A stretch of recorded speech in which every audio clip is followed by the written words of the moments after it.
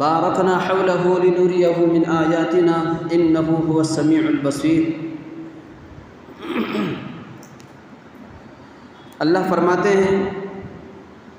پاک ہے وہ ذات جس نے اپنے بندے کو مسجد حرام سے مسجد اقصیٰ کی طرف لایا، جو مسجد اقصیٰ کہ جس میں ہم نے برکتیں ڈالی ہے، برکتیں رکھی ہے۔ بارکنا حولہ لنریہ، جس کے اطراف و اکناف میں بھی، جس کی سرزمین میں، جس جگہ میں ہم نے برکتوں کا نزول کیا ہے۔ اس آیت میں اللہ تعالیٰ نے اس کے براہ راست برکتیں ہونا، برکتوں کے ڈالنے کا، رکھنے کا جو ہے اللہ تعالیٰ نے ارشاد فرمایا۔ یہ واقعہ تو معراج اس کے تعلق سے ہے کہ حضور جب مکے سے مسجد اقصیٰ فلسطین کو تشریف لائے، اس سے پہلے کبھی حضور فلسطین کو نہیں آئے تھے، ملک شام کو نہیں آئے تھے، فلسطین کو کبھی نہیں آنا ہوا تھا۔ راتوں رات اللہ تعالیٰ نے اپنے پیغمبر نبی کریم صلی اللہ علیہ وسلم کو یہ معراج کا سفر کروایا، جس کو اسراء کہتے ہیں۔ مکے سے مسجد اقصیٰ کو آنا، فلسطین کو آنا، یہ قرآن سے ثابت ہے، اور مسجد اقصیٰ سے آسمانوں کی طرف جانا، آسمانوں میں معراج کرنا، یہ حدیثوں سے ثابت ہے۔ اسراء کو کوئی جھٹلا نہیں سکتا، معراج کو کوئی جھٹلا نہیں سکتا۔ تو یہاں اللہ تعالیٰ نے اس سرزمین کا، فلسطین کا جہاں ذکر کیا، وہاں پر اللہ تعالیٰ نے برکتوں کا تذکرہ کیا ہے، ذکر کیا ہے کہ اس سرزمین میں ہم نے برکتیں ڈالی ہیں، برکتیں رکھی ہیں۔ اور جب جتنا بڑا مقدس جگہ، مقدس پلیس ہوتا ہے، مقدس سرزمین ہوتی ہے، اتنی ہی مقدس جگہ میں مقدس ہستی آتی ہے، اور اتنی ہی مقدس کام کو لے کر آتا ہے۔ تو اللہ کے نبی علیہ السلام کو اللہ نے مقدس جگہ میں مقدس ہستی کو لایا، اور پھر اللہ کے نبی علیہ السلام سے وہاں پر کون سا کام لیا اللہ نے؟ وہ مقدس کام کون سا تھا؟ وہ بابرکت کام کون سا تھا؟ اللہ نے اپنے پیغمبر، اپنے نبی سے اس مقدس جگہ میں مقدس کام جو لیا، وہ ہے پوری انبیاء کی امامت کا۔ پتہ چلا امامت کا جو منصب ہے، امامت کے فرائض کو انجام دینا ہے، امام کے طور پر رہنا ہے، یہ امامت بہت بڑا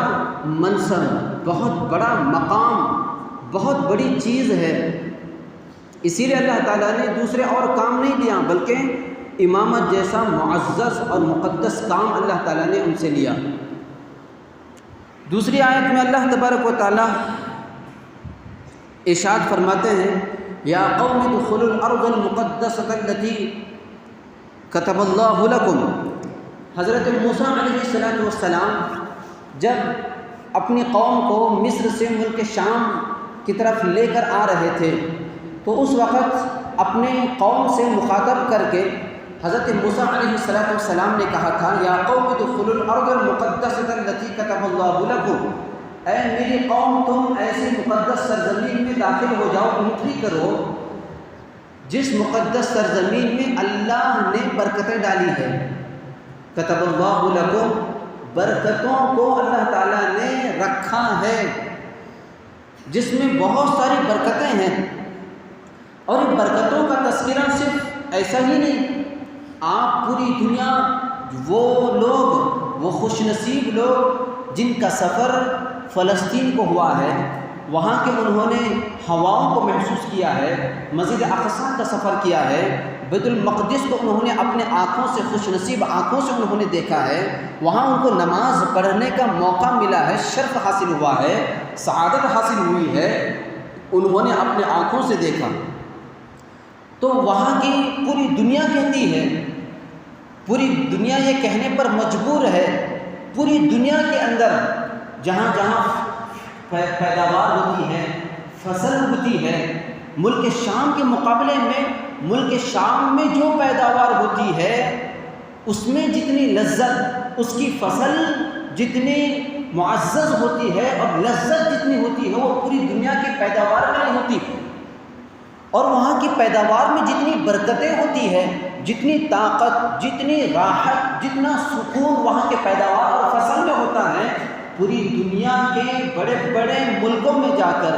بہترین سے بہترین اور قیمتی سے قیمتی ترین ملکوں میں جا کر بھی اگر آپ نے وہاں کے پیداوار کا مزہ لیا ہے تو آپ مسجد اقصیٰ، ملک شام، فلسطین کے پیداوار کا اگر آپ نے مزہ لیا ہے تو آپ محسوس کر سکتے ہیں.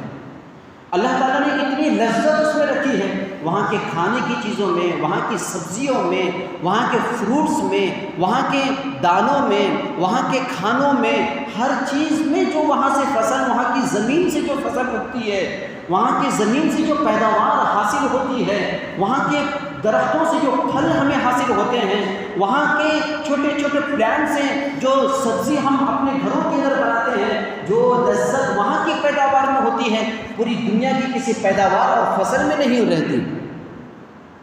اور وہاں کی پیداوار سے چیزوں کو کھانے کے بعد پیٹ میں بھوک اس سے مٹانے کے بعد جو طاقت، جو قوت، جو روحانیت حاصل ہوتی ہے وہ پوری دنیا کے کھانوں سے، فاسٹ فوڈ سے اور اللہ والا چیزوں سے چیزیں حاصل نہیں ہوتی. چاہے کتنی ہی قیمتی سے قیمتی ترین چیزیں کھا لو، لیکن ملک شام کے، فلسطین کی چیزوں میں جو چیز حاصل ہوتی ہے وہ کسی ملک سے، کسی اور جگہ کی چیزوں سے حاصل نہیں ہو سکتی.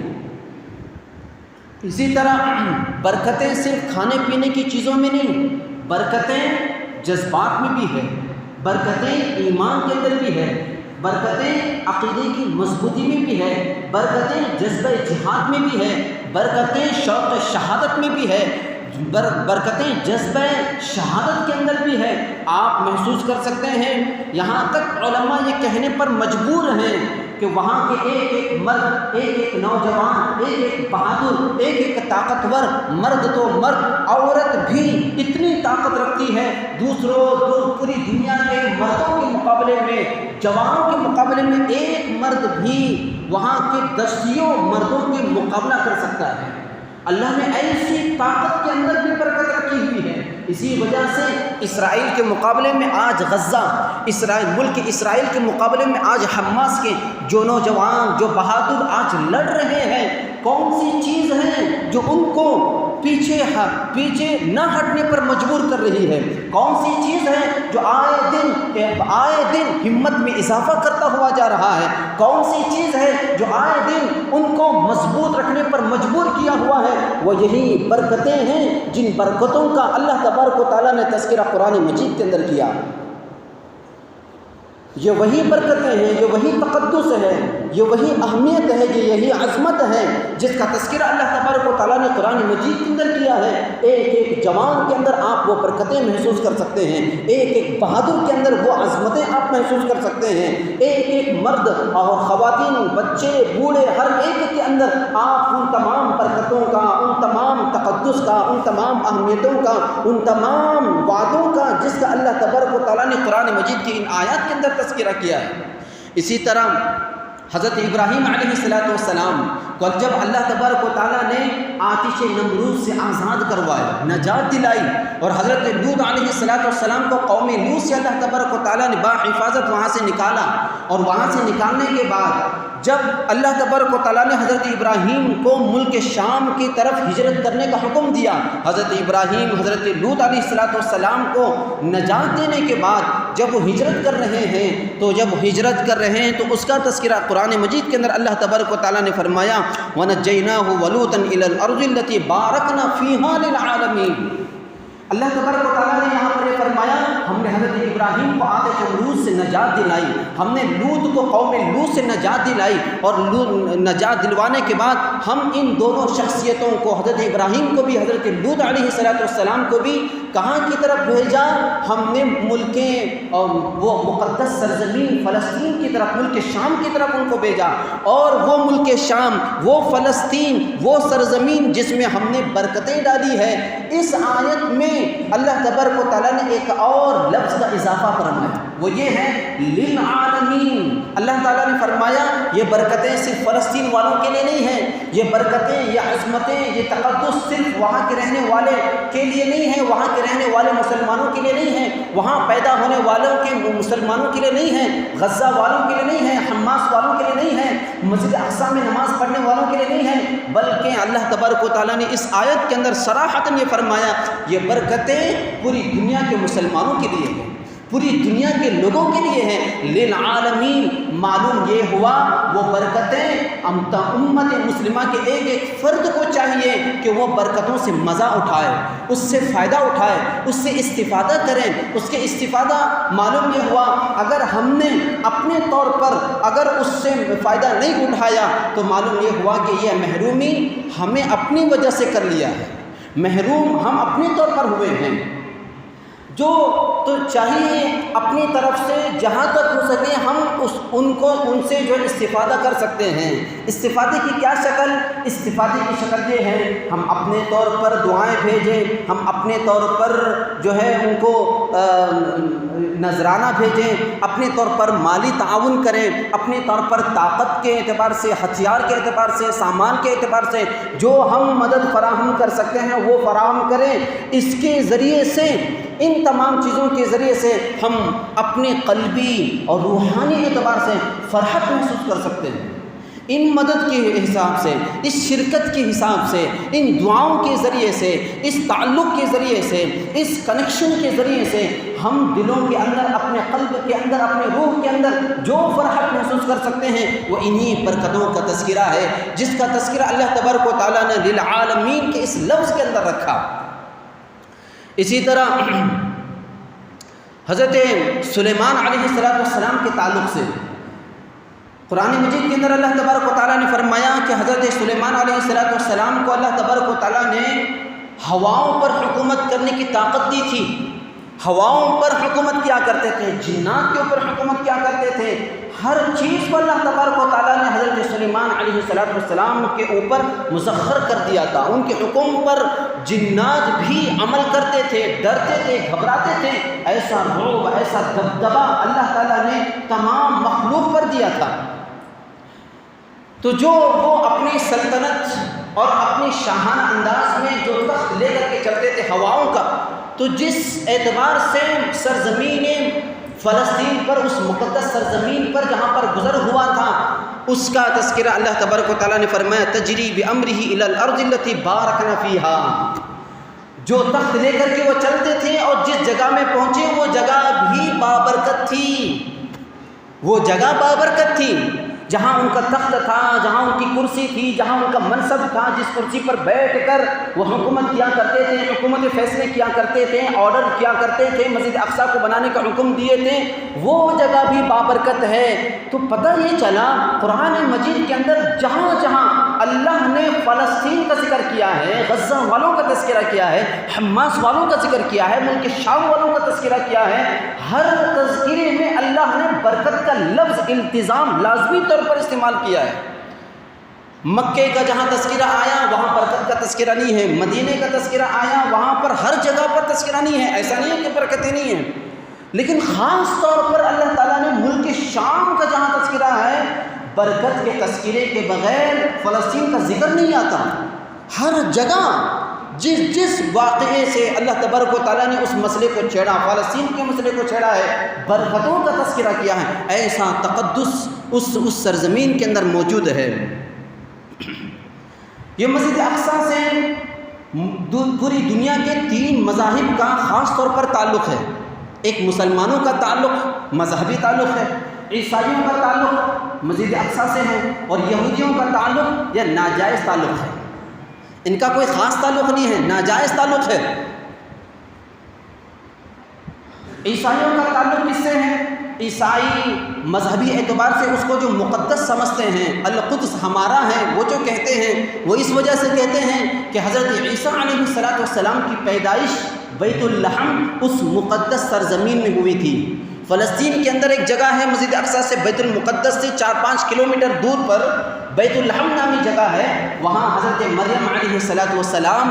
جب ان کو درد ذہن شروع ہوا وہاں گئے تھے، کھجور کے درخت کے نیچے بیٹھے ہوئے تھے، ان کو حکم ہوتا تھا درخت کی ٹہنیوں کو جو ہے آپ ہلاؤ، ان کو ہلاؤ، وہاں سے فروٹ اور کھجور جو ملتے ہیں اس کو کھا لو، وہ حکم تھا، وہ کیا کرتے تھے۔ وہاں حضرت عیسیٰ علیہ السلام کی پیدائش ہوئی۔ عیسائی لوگ آج بھی اس جگہ میں جاتے ہیں اور وہ درخت، وہ کھجور کا درخت آج بھی موجود ہیں اور اس کو جو ہے مقدس سمجھتے ہیں، اسی وجہ سے ان کا خاص تعلق ہے۔ مسلمانوں کا خاص تعلق کیوں ہے؟ کیونکہ اللہ کے نبی علیہ السلام کا سفر، اسراء کا سفر مسجد اقصیٰ کی طرف ہوا، اور حضور ہمارے پیغمبر، ہمارے نبی، ہمارے رسول، پوری انبیاء حضرت آدم علیہ السلام سے لے کر حضرت عیسیٰ علیہ السلام تک جتنے بھی 1.25 لاکھ انبیاء ہیں، تمام انبیاء کی امامت ہمارے نبی نے کی تھی۔ تو پتہ چلا اس سے خاص تعلق ہے، اور ہمارا عقیدہ تمام انبیاء کی نبوت کو تسلیم کرنے کا ہے اور چلنے کا ہمارے نبی کی شریعت پر چلنے کا ہے۔ حضرت سلیمان سے ہمارا خاص تعلق ہے، حضرت داؤد علیہ السلام سے تعلق ہے، بنی اسرائیل کی جتنی انبیاء آئے ہیں اس میں سے زیادہ تر اسی مقدس سرزمین میں ان کی وہاں پر تشریف آوری ہوئی۔ اسی طرح احادیث کے اندر بھی آتا ہے، زید بن ثابت رضی اللہ عنہ سے مروی ہے، اللہ کے نبی علیہ السلام نے ایک مرتبہ فرمایا ملک شام والوں کے لیے خوشخبری ہے، ملک شام والوں کے لیے خوشخبری ہے، ملک شام والوں کے لیے خوشخبری ہے، 3 مرتبہ کہا۔ صحابہ نے عرض کیا، زید بن ثابت رضی اللہ عنہ نے عرض کیا یہ کیا خوشخبری ہے؟ فرمایا تلک ملائکۃ اللہ باسطو اجنحتہا علی الشام۔ انہوں نے یہ کہا کہ اللہ کے خاص فرشتے اپنے پروں کو شام کے اوپر بچھائے ہوئے ہیں اور برکتیں ڈال رہے ہیں۔ حضرت عز الدین اسلامی دنیا کے ایک بہت بڑے مفسر گزرے ہیں، وہ یہ فرماتے ہیں اللہ تعالیٰ نے چند فرشتوں کو خاص کر دیا، مقرر کر دیا ہے، وہ قیامت تک اس فلسطین کی، اس سرزمین کی حفاظت میں لگے ہوئے ہیں۔ حدیث کے اندر یہ چیزیں آئی ہوئی ہیں۔ حدیث کے اندر یہ بھی آتا ہے کہ بہت ساری احادیث ہیں لیکن وقت نہیں ہے۔ ایک حدیث میں یہ بھی آیا ہوا ہے کہ وہاں پر نماز پڑھنے کا ثواب 500 نماز پڑھنے کا ثواب ہے۔ مکے میں پڑھنے کا نماز الگ ہے، مدینے میں پڑھنے کا ثواب الگ ہے، اور مسجد اقصیٰ میں نماز پڑھنے کا ثواب یہ بہت اونچا ہے، اور 500 نماز پڑھنے کا ثواب اللہ کے نبی صلی اللہ علیہ وسلم نے فرمایا۔ ایک حدیث میں یہ بھی آیا ہے، اللہ کے نبی علیہ السلام نے فرمایا جو شخص اتنی طاقت رکھتا ہو، اتنی مالی طاقت رکھتا ہو، اتنی وسعت، اتنی استعداد رکھتا ہو کہ وہ فلسطین کے اندر ایسی جگہ خرید لیں، ایسی اتنی جگہ حاصل کر لیں کہ اتنی جگہ کے اندر اپنا گھر بنا کر وہاں رہیں، اور وہاں سے وہ صرف مسجد اقصیٰ کو دیدار کرتے رہیں، زیارت کرتے رہیں، تو وہ کر گزریں۔ آپ محسوس کر سکتے ہیں اس کا تقدس کتنا ہوگا، اس کی اہمیت، اس کی عظمت کتنی ہوگی۔ اگر کوئی طاقت رکھتا ہو تو وہ طاقت اپنی پوری کر لیں، جگہ خرید کر گھر بنائیں، اور ایسا گھر بنائیں کہ ہمیشہ جب بھی آپ صبح میں اٹھے، شام میں سوئے، جب بھی تمہاری نگاہ دوڑے تو مسجد اقصیٰ آپ کو نظر آ جائے۔ اپنی آنکھوں سے، آپ اپنی خوش نصیب آنکھوں سے مسجد اقصیٰ کی بیت المقدس کی زیارت کرتے رہیں۔ اتنی طاقت اگر ہے تو اس کو کرنا چاہیے۔ عبداللہ بن عمر رضی اللہ عنہ، ایک روایت ہے، اللہ کے نبی صلی اللہ علیہ وسلم نے فرمایا سلیمان علیہ السلام بیت المقدس کی تعمیر کے بعد جب فارغ ہوئے تو انہوں نے 3 دعائیں کی۔ حضرت سلیمان علیہ السلام نے 3 دعائیں کی۔ پہلی دعا حضرت سلیمان علیہ السلام نے یہ دعا کی، اے اللہ مجھے تو ایسی حکومت، ایسی سلطنت عطا کرے جو تیری منشا کے مطابق ہو، تیری رضامندی کے مطابق ہو، تیری خوشنودی کے مطابق ہو۔ جس طرح کی حکومت، سلطنت تو چاہتا ہے ویسی سرکار مجھے نصیب کر، یہ حکومت، یہ اس طرح کی دعا حضرت سلیمان علیہ السلام نے دعا کی تھی۔ اللہ نے یہ دعا قبول کی۔ دوسری دعا حضرت سلیمان علیہ السلام نے یہ کی، اے اللہ تو مجھے ایسی سلطنت دے دے، ایسی حکومت دے دے کہ اس کے بعد کسی کو وہ حکومت نصیب نہ ہو، کسی کو وہ سلطنت نصیب نہ ہو۔ تاریخ گواہ ہے حضرت سلیمان علیہ السلام کو جو حکومت نصیب تھی، ہواؤں پر، جناتوں پر، تمام مخلوقات پر ان کو جو ہے حکومت نصیب تھی، ایسی حکومت پوری دنیا کے کسی بادشاہ کو حاصل نہیں، پوری دنیا کے کسی شہنشاہ کو حاصل نہیں ہے، کسی وزیر اعظم کو حاصل نہیں ہے۔ اللہ تبارک و تعالیٰ نے یہ 2 دعائیں قبول کی تھی۔ تیسری دعا حضرت سلیمان علیہ السلام نے یہ کی تھی، جو شخص، جو مسلمان، جو مومن بندہ، جو اللہ کا بندہ اپنے ملک سے، اپنی جگہ سے، اپنی مقام سے سفر کر کے محض اس نیت سے کہ میں مسجد اقصی میں نماز 2 رکعت ادا کروں، وہاں کوئی نماز ادا کروں، وہاں کوئی 2 رکعت نفل نماز ادا کروں، وہاں کوئی فرض نماز ادا کروں، صرف اس نیت سے سفر کر کے مسجد اقصی کو جائے، بیت المقدس کو جائے، غزہ کو جائے، حماس کو جائے، فلسطین کو جائے اور مسجد اقصی میں جا کر کے نماز ادا کریں۔ اے اللہ، ایسے شخص کے گناہوں کو تو ایسا معاف فرما دے گویا کہ اس کی ماں نے ابھی اس کو جنا ہے۔ اللہ کے نبی صلی اللہ علیہ وسلم نے عبداللہ بن عمر رضی اللہ عنہ کے سامنے، بخاری شریف کی حدیث ہے، یہ کہنے کے بعد، یہ حدیث بیان کرنے کے بعد اللہ کے نبی علیہ السلام نے فرمایا یہ 2 دعائیں تو اللہ تبارک و تعالیٰ نے حضرت سلیمان علیہ السلام کی قبول کر لی ہے۔ تیسری دعا کے تعلق سے مجھے امید ہے میری امت یہ فضیلت حاصل کر لے گی، میری امت یہ فضیلت حاصل کر لے گی، مجھے امید ہے۔ اللہ کے نبی صلی اللہ علیہ وسلم نے امید ظاہر کی تھی۔ اس کے بعد حضرت عبداللہ بن عمر رضی اللہ عنہ کا اثر ہے، ان کا یہ کہنا ہے جب تک وہ زندہ رہتے تھے، جب بھی طاقت ہوتی تھی وہ صرف وہاں سے نکلتے، مدینے سے نکلتے، سفر کر کے بیت المقدس کو آتے۔ بیت المقدس کو آنے کے بعد چونکہ حضور نے یہ حدیث عبداللہ بن عمر رضی اللہ عنہ کے سامنے بیان کی تھی، عبداللہ بن عمر رضی اللہ عنہ محض اس نیت سے نماز پڑھنے کی نیت سے وہاں سے سفر کر کے آتے، بیت المقدس میں نماز ادا کرتے، بیت المقدس میں ادا کرنے کے بعد نماز کے بعد ہاتھ اٹھا کر کے دعائیں کرتے، اے اللہ تیرے نبی نے میرے سامنے یہ حدیث بیان کی تھی۔ تیسری دعا حضرت سلیمان علیہ السلام نے جو دعا کی تھی، اے اللہ میرے حق میں تو نماز یہ دعا قبول کر لے، میں محض صرف نماز کی نیت سے یہاں پر آیا ہوں، یہاں گھومنے کی نیت سے نہیں آیا ہوں، یہاں مزے اڑانے کی نیت سے نہیں آیا ہوں، یہاں کی لذتیں حاصل کرنے کی نیت سے نہیں آیا ہوں، یہاں تفریح کرنے کی نیت سے نہیں آیا ہوں، یہاں سفر کرنے کی نیت سے نہیں آیا ہوں، یہاں کی چیزوں کو دیکھنے کی نیت سے نہیں آیا ہوں، بلکہ صرف اے اللہ تو جانتا ہے میرا دل کا حال، تو جانتا ہے میری روح کا حال، تو جانتا ہے میری نیتوں اور عزائم کا حال، اللہ تو جانتا ہے میں یہاں پر نماز ادا کیا ہوں، اب یہاں سے میں سیدھا اپنے مقام، اپنے گھر کی طرف جا رہا ہوں، اللہ میری دعاؤں کو تو قبول کر لے، میرے گناہوں کو تو معاف فرما لے، اور حضرت سلیمان نے جو دعا کی تھی وہ میرے حق میں تو دعا قبول کر لے۔ اس طرح وہ دعا کیا کرتے تھے، انہوں نے دعائیں کی تھی۔ اسی طرح ایک اور حدیث ہے، آخر میں حدیث ہے، اللہ کے نبی صلی اللہ علیہ وسلم نے فرمایا لا تزول طائفة من امتی ظاہرین علی الحق قاہرین لعدوهم لا يضرهم من خالفهم۔ فرمایا اللہ کے نبی صلی اللہ علیہ وسلم نے میری امت کا ایک طبقہ ایسا ہوگا، میری امت کا ایک ایسا طبقہ ہوگا جو ہمیشہ حق پر جمے رہے گا اور اپنے دشمنوں کے ساتھ میں لڑتا رہے گا، اور ان کے مخالفین کچھ نقصان نہیں پہنچا سکتے، مگر یہ کہ اگر ان کے اوپر آزمائش آتی رہے گی، تکالیف آتی رہے گی، وہ اللہ کی طرف سے ہوتی رہیں گی، تو وہ اور ہے جیسا کہ آج ہو رہا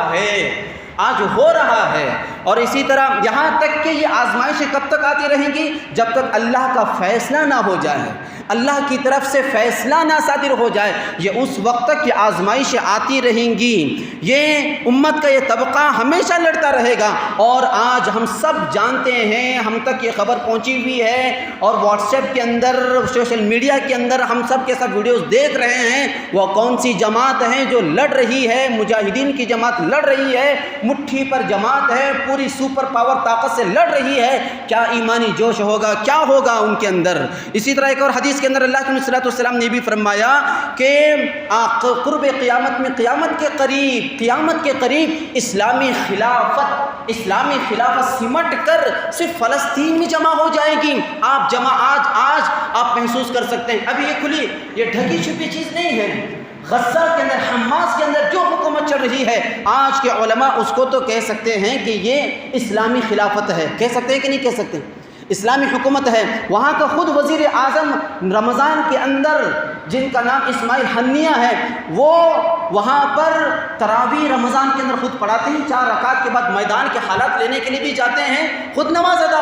پڑھاتے ہیں۔ یہ حالت ہے، اسلامی خلافت ہے، پوری دنیا کے اعتبار سے وہاں پر سمٹی ہوئی ہے۔ آپ محسوس کر سکتے ہیں کہ وہ اسلامی خلافت ہے۔ یہ ساری کی ساری پیشن گوئیاں ہو رہی ہیں۔ ہم اس حالت میں کیا کر سکتے ہیں؟ سب سے پہلے تو ہم دعا کر سکتے ہیں۔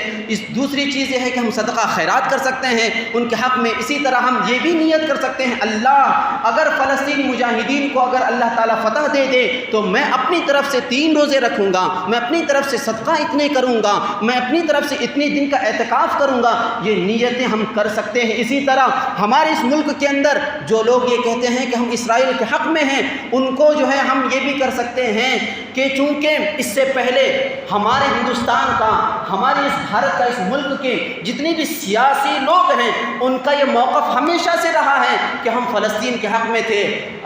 واجپئی جی بھی، اندرا گاندھی جی بھی، اس سے بھی جتنے بھی سیاسی لوگ گزرے ہوئے ہیں ان تمام کا موقف یہ تھا کہ ہم فلسطین کے ساتھ میں تھے، اسرائیل کے ساتھ میں نہیں تھے۔ لیکن آج کا ہمارا پی ایم یہ کہتا ہے کہ ہم اسرائیل کے ساتھ میں ہیں۔ اس کے خلاف جو حضرات قلم سے آواز اٹھا سکتے ہیں وہ قلم سے اٹھائیں۔